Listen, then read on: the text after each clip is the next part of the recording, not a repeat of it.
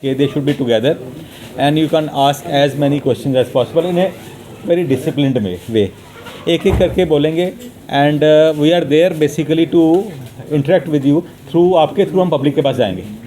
So correct message. First of all, you brief to the press persons what you want to convey the message. Okay. Then we Because will I go have to leave actually for the meeting, so I'll just say a few lines. Then my team will all take over.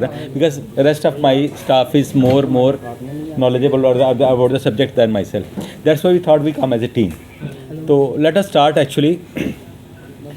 So Hindi में अगर हो पाए हिंदी में बोलूँगा, दोनों चीज़ें mix बोलूँगा मैं, तो ताकि इजी लैंग्वेज में बोलेंगे, बीच में डोगरी भी इस्तेमाल कर लेंगे. तो हुआ क्या, बेसिकली फ़ोन ऑफ कर दीजिए, मैं भी अपना साइलेंट पर रख देता हूँ.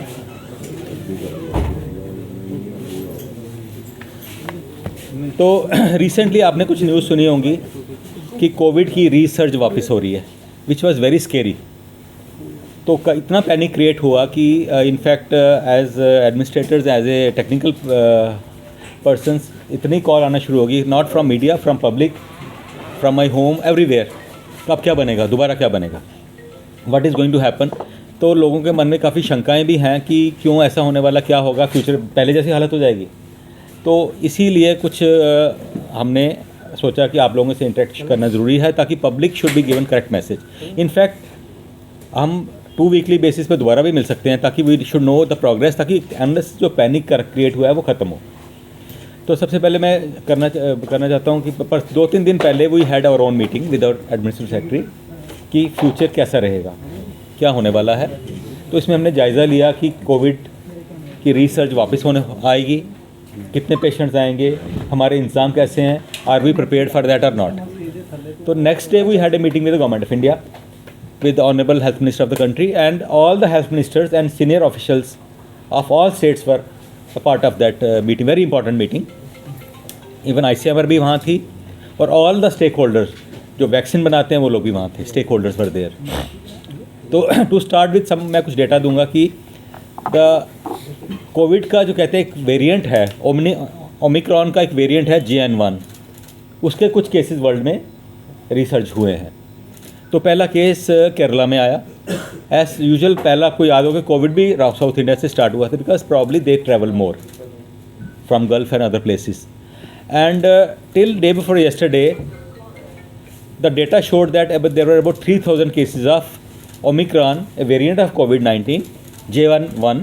माई other experts will rather throw more light on this. If I am wrong they will rectify me. In the country, and most of them 95% were restricted to the south part of the country. Kerala में थे about 2000 cases, Karnataka में कोई 800, महाराष्ट्र में 40-50, बाकी rest of the countries में. But जैसा ये सोचा गया कि ऐसा नहीं होता कि बड़ी जल्दी ग्रो करेंगे, because festival season coming, new year आ रहा है, लोग ट्रैवल करते हैं, तो बड़ी जल्दी क्रिस क्रॉस होकर पूरी कंट्री में ये फैल जाता है. तो उसी पोजीशन को लेके it was decided why we should be, are we prepared for it or not, or how this variant is going to behave for future. तो so far जो डेटा हमें मिला है उसके बारे में शेयर करूँगा कि so far 3000 केसेस में about 3000 केसेस में से 92% केसेस ऐसे which were managed at home care, isolation. That means this variant is probably very mild one, it is not a very severe one. This is just a very initial finding, things may change in future, but so far we say the message was given to us by the ministry was that please there is no need to panic, but at the same time it was conveyed to us that don't lower your guard. और only 15 से 18 patients थे जिनको oxygen की ज़रूरत पड़ी. 3% patient थे जो ICU में गए, उनको एनालाइज किया गया. कहते जो आईसीयू में गए जिनको ऑक्सीजन की ज़रूरत पड़ी मोस्टली वो पेशेंट थे जिनको कोमॉर्बिडिटी थी.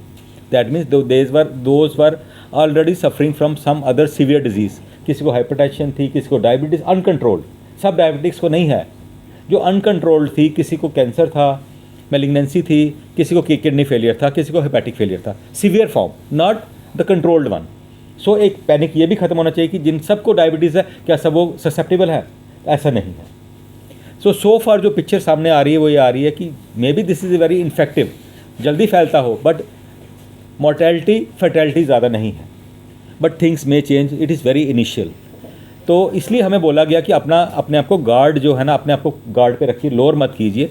तो कुछ सजेशंस दी गई मिनिस्ट्री की तरफ से. इनफैक्ट हमने SOP भी बनाए उसी बेस पे.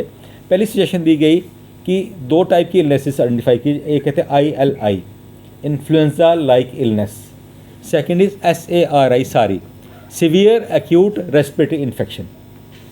ये 2 कैटेगरी के इलनेसेस ऐसी हैं, सपोज़ किसी का गला ख़राब होता है, गले में खराश होती है, फीवर होता है, वीकनेस बहुत ज़्यादा है, या छाती जाम है, खटखट कर रही है, तो इनको इमीडिएटली हॉस्पिटल आना है और मेडिकल OPD में डॉक्टर्स को मिलना है। They should not sit at home.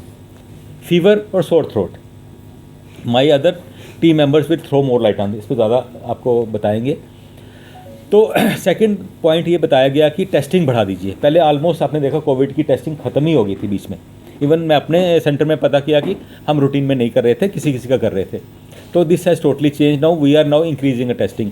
Our microbiology head will always tell you, अभी बताएंगे आपको टेस्टिंग कैसे इंक्रीज़ कर रहे हैं। 2 टाइप के टेस्ट होते हैं, एक RAT रैट होता है, रैपिड एंटीजन टेस्ट, एक होता है RT-PCR। दोनों की कितनी एक्यूरेसी इस पर ये भी आपको बताएंगे। तो ये इंस्ट्रक्शन मिली है कि टेस्टिंग बढ़ा दीजिए, कोई भी सस्पिशियस केस है उसकी टेस्टिंग कीजिए, जिसकी मैं बताऊं हमारे पास पूरी फैसिलिटीज़ हैं। डॉक्टर हरजीत बताएंगे फील्ड में कैसा है, GMC का पार्ट मैं बता पाऊँगा। तो हमने इनफैक्ट 2 कियोस्क भी सेट किए हैं, एक होएगा GMC में, दूसरा होगा SMGS में, जहाँ पे टेस्टिंग की फैसिलिटीज़ क्रिएट की जाएंगी। और ये भी बता दिया कि किसको टेस्टिंग करवानी है, वो भी बता दिया। Third point is use of mask. Again I strongly आप लोगों से रिक्वेस्ट करता हूँ, आप मीडिया के थ्रू पब्लिक को बताएं, जो क्राउडेड प्लेसेस पे जा रहा है, पब्लिक प्लेसेस पे जा रहा है, उसको मास्क ज़रूर पहने, चाहे बच्चा हो बूढ़ा हो। डिफ्रेंशिएट मत कीजिएगा कि बुज़ुर्ग है उसी को पहनना है। मैं यंग हूँ, मेरा बेटा यंग है, वो डिजीज़ कैच कर घर में बुज़ुर्ग को देगा। तो mask is the most inexpensive, सस्ता और इफ़ेक्टिव मेजर है इसको कंट्रोल करने का। तो सबको एडवाइस कीजिए मास्क ज़रूर पहने, सबसे सस्ता तरीका ही है।